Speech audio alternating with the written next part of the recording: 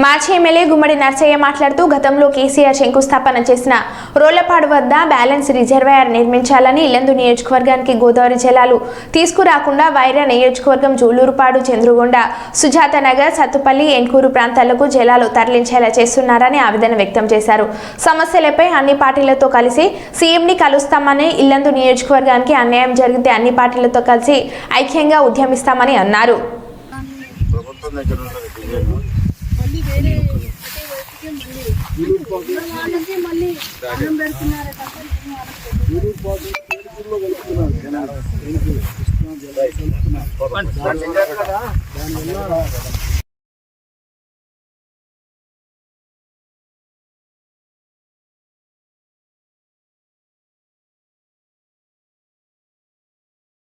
Sitarama project పేరు వచ్చింది.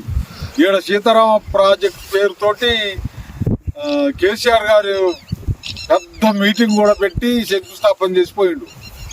ఆ నీళ్ళని ఇక్కడికి తీసుకొచ్చిన తర్వాత ఈ నుంచి జిల్లాకు మొత్తానికి పారే ఏర్పాట్లు చేయటానికి ప్లాన్ జరిగింది.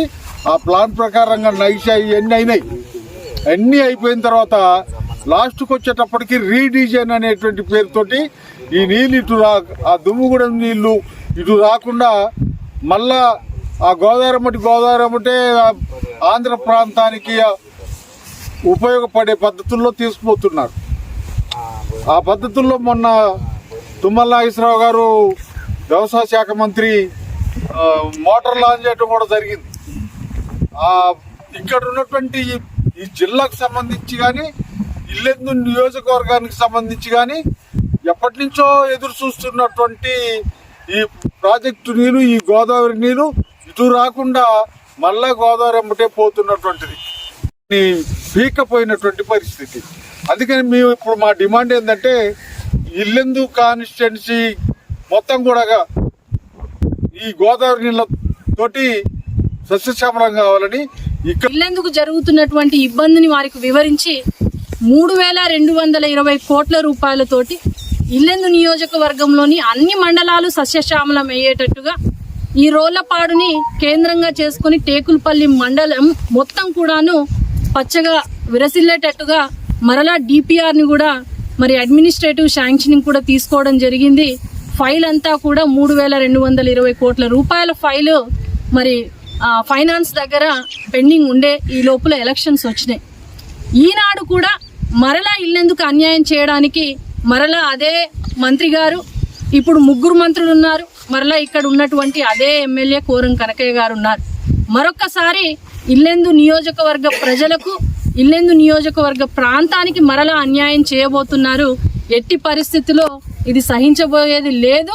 మిమ్మల్ని అందరినీ కూడా కోరేది ఒకటే, ఇల్లెందు అనేది ఇందాక మాజీ ఎమ్మెల్యే గారు అన్నట్టుగా ఇల్లెందు అనేది అత్యంత ఎత్తైనటువంటి ప్రాంతము. మరి ఇక్కడ కనుక నీళ్ళని స్టోర్ చేస్తే కిందకున్నటువంటి గ్రావిటీ తోటి అన్ని మిగిలిన నియోజకవర్గాలకు కూడా పచ్చగా విరసిల్లేటట్టు పొలాలకు పండించే సాగునీరు అందించేటటువంటి ప్రాంతం. మరి అటువంటి ప్రాంతానికి ఈరోజు ఇల్లెందు చుట్టూరా మరి ఇల్లెందు నియోజకవర్గం మీద నుంచే మళ్ళీ పాలేరుకు, డోర్నకల్కు, మైబాద్కు నీళ్ళు అందుతున్నాయి, కానీ మధ్యలో ఉన్నటువంటి ఇల్లెందుని ఎండగడతా ఉన్నారు.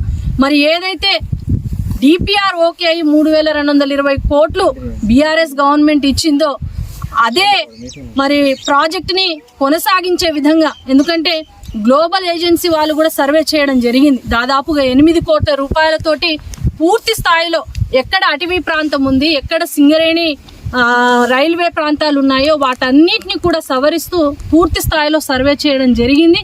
మరి ఆ సర్వే చేసినటువంటి ఆ ప్రాజెక్ట్ని